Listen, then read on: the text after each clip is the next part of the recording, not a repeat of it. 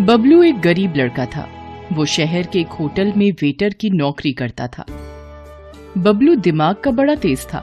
अपनी मीठी बातों से ग्राहकों का मन मोह लेता था। इससे उसे अच्छी खासी टिप मिल जाया करती थी। मगर फिर भी कभी कभी उसे ऐसे ग्राहक मिल ही जाते जो बड़े कंगले होते थे। ऐसे ग्राहक न तो खुद अच्छे से खाते थे और न ही टिप देते थे।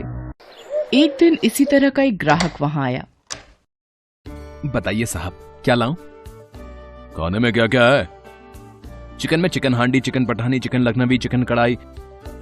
मटन में mutton kofta, mutton masala, mutton Mughlai. कीमे में कीमा पाव, कीमा घोटाला, कीमा फ्राई। ठंडे में केसर, फलूदा और रसमलाई। गरम में नॉर्मल, स्पेशल, मसाला, कॉफी और चाय। बताइए साहब, क्या लाऊं? इतना कहकर बबलू ने ऑर्डर लिखने के लिए एक पेन निकाला। ऐसा करो, फटाफट एक चाय लेकर आओ। ऑर्डर सुनते ही बबलू का मुंह उतर गया। वह बोला, बस चाय? हाँ। बबलू मुंह लटकाए अंदर गया और दूसरे वेटर से बोला, चाय दे दे उस कंगले को। उस शाम होटल के मालिक ने बबलू और दूसरे काम करने वालों को एक बुरी खबर सुनाई। अब इस होटल को हमेशा के लिए बंद करने का टाइम आ गया है। क्या हो गया सेठ? इस जगह के मालिक ने ये जगह किसी पिज्जा हट वाले को बेच दी है। अब यहाँ होटल नहीं, पिज्जा की दुकान चलेगी।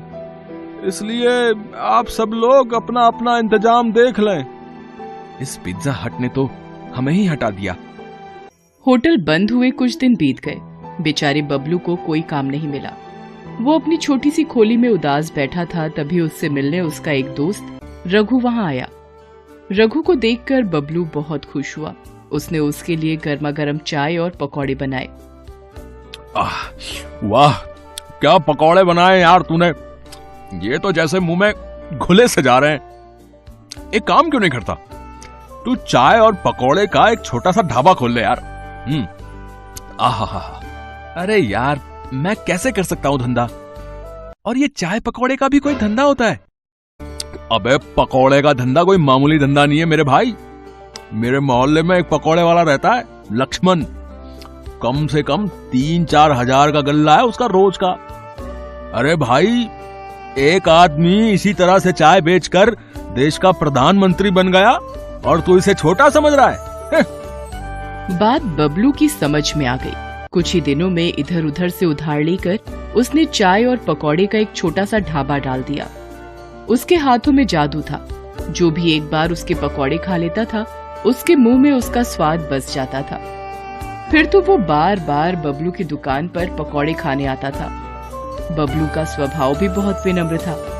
वह ग्राहकों से बड़ी प्यारी प्यारी बातें करता था। लोग उसके स्वभाव से खुश होकर भी उसकी दुकान पर जा पहुंचते और मन ना होते हुए भी वहां से चाय पकौड़े खाकर ही उठते थे। इस तरह बबलू का ढाबा जोरों से चल निकला। उसे इस ढाबे से अच्छी खासी आमदनी भी होने लगी। एक दिन बबलू अपनी दुकान पर बैठा सोच रहा था, मैं बेकार ही इस धंधे को छोटा समझ रहा था। इस धंधे ने तो मुझे कहां से कहां पहुंचा दिया है। आज मुझे समझ में आ गया है कि ईमानदारी से किया गया कोई भी काम छोटा या बड़ा नहीं होता है। अभी बबलू ये सब सोच ही रहा था कि वहां एक कार आकर रुकी। कार से 2 आदमी लड़खड़ाते हुए निकले और बबलू से कहा, ए हीरो, इधर आ। बबलू ढाबे से निकलकर जल्दी से उनके पास गया।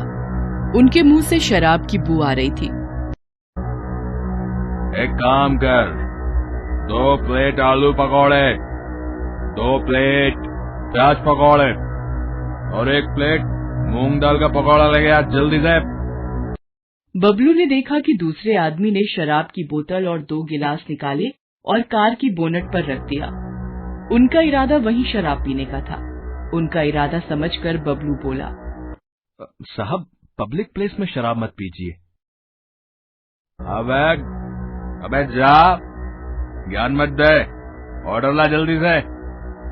बबलू जल्दी से ऑर्डर लेकर आया। उन दोनों आदमियों ने वहां शराब पी और पकौड़े भी खाए। फिर दोनों वहां से जाने लगे। तभी वहां बबलू आया और बोला, साहब, पैसे तो देते जाओ। मुझसे पैसे मांग रहा है? अबे जानता मैं कौन हूँ? आप कोई भी हो, मुझे मेरे पैसे दे दो। आपके टोटल 120 रुपया हुआ है।